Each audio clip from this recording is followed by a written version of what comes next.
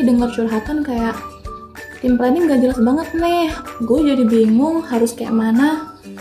Atau curhatan yang gue udah 3 bulan meeting tapi sampai sekarang belum ada progres. Nah, masalah-masalah itu tadi bisa diselesaikan dengan Scrum. So, di video kali ini kami akan memberitahu informasi tentang Scrum. Jadi simak videonya ya. Scrum ini lekat banget sama yang namanya Agile Mindset. Nah, Scrum ini menggunakan prinsip-prinsip Agile yang dimana prosesnya itu bakal kecil-kecil untuk mendeliver satu fungsi produk. Jadi Scrum itu apa sih? Scrum adalah kerangka kerja. Kerangka kerja yang gimana?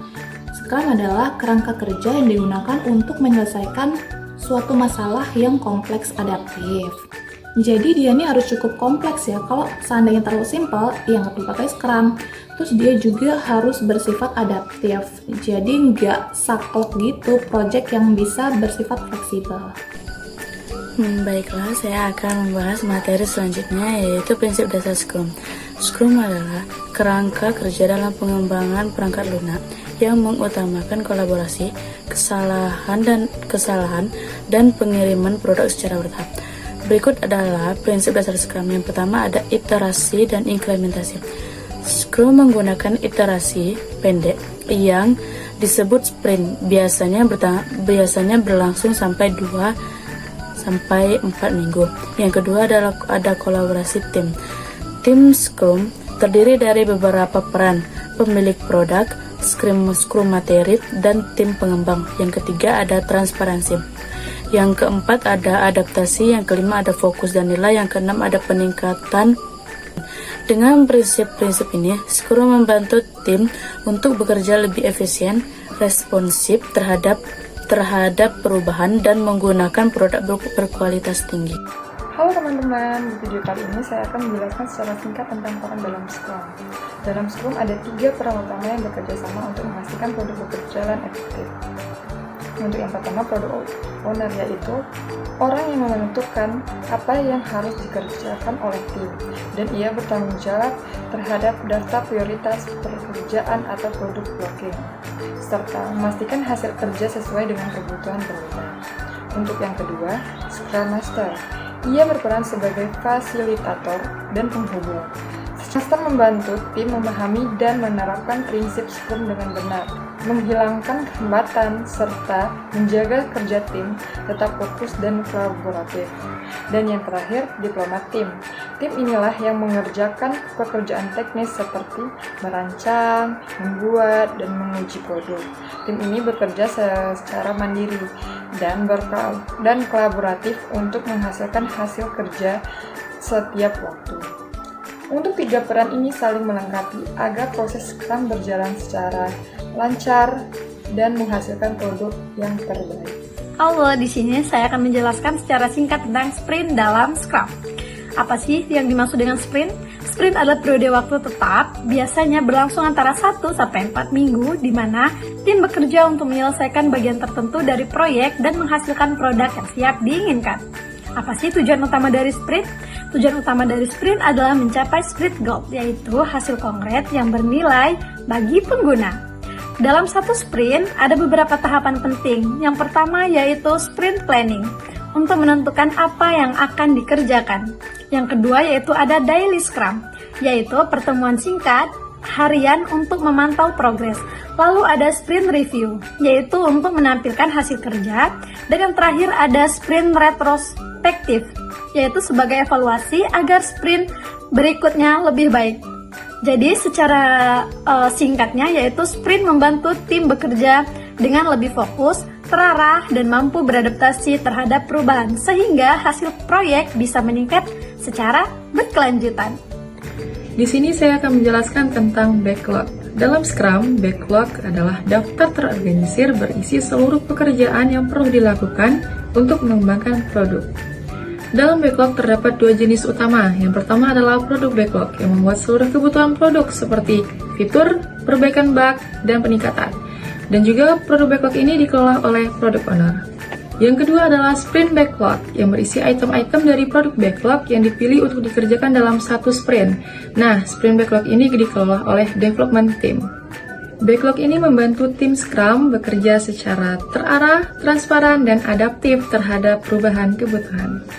Baiklah, saya akan membahas materi selanjutnya yaitu Daily Scrum. Daily Scrum adalah pertemuan singkat harian dalam metode kerja atau Scrum Agile yang bertujuan untuk mengevaluasi program kerja dan tim dan menyusun rencana untuk waktu 24 jam. Singkatnya, Daily Scrum itu seperti rapat koordinasi cepat setiap anggota agar tahu apa yang harus dikerjakan dan diperbaiki. Waktu dilaksanakannya Daily Scrum itu biasanya setiap hari dalam kurun waktu 15 menit saja. Pesertanya itu semua anggota tim pengembangan atau development team. Selanjutnya ada master dan product owner yang bisa ikut, tetapi fokusnya pada tim saja untuk pengembangan.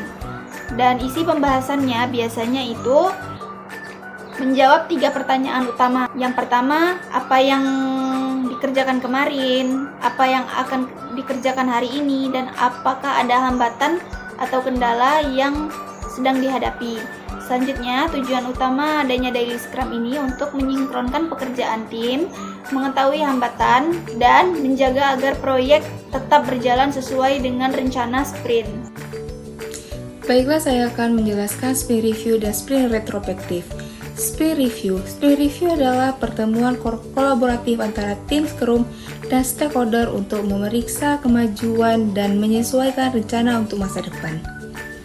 Tujuan dari sprint review adalah untuk mengumpulkan umpan balik, memvalidasi asumsi, dan mengidentifikasi peluang atau perubahan baru. Sprint review terjadi menjelang akhir sprint dan dibatasi waktunya maksimal 4 jam untuk sprint 1 bulan. Untuk sprint yang lebih pendek, acara ini biasanya lebih pendek. Sedangkan sprint retrospektif adalah pertemuan di mana tim Scrum merefleksikan kinerja, kolaborasi, dan peningkatan mereka dalam sprint terakhir. Tujuan dari retrospektif ini adalah untuk mengidentifikasi apa yang berjalan dengan baik, apa yang tidak berjalan dengan baik, dan apa yang dapat dilakukan dengan lebih baik di masa depan. Selama sprint retrospektif, tim Scrum membahas apa yang berjalan dengan baik selama sprint, masalah apa yang dihadapi, dan bagaimana masalah tersebut diselesaikan. Tim juga mengidentifikasi tindakan perbaikan khusus untuk mengatasi area yang perlu ditingkatkan.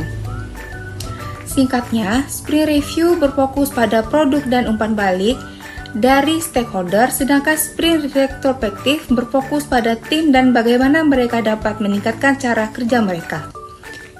Keduanya merupakan acara penting untuk meningkatkan value pengiriman ke pelanggan sambil belajar dari pengalaman masa lalu dan terus meningkat. Halo teman-teman, di sini saya akan menjelaskan sedikit tentang kelebihan Scrum.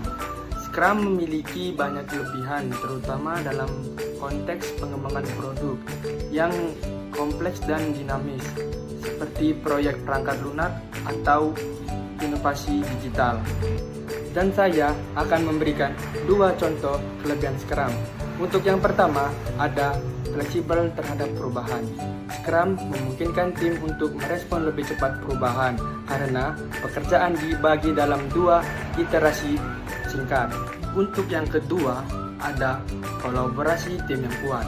Scrum menekankan kerjasama dan komunikasi intensif antar anggota tim dengan cara melalui pertemuan intensif. Itu saja materi singkat dari saya mengenai kelebihan Scrum. Terima kasih.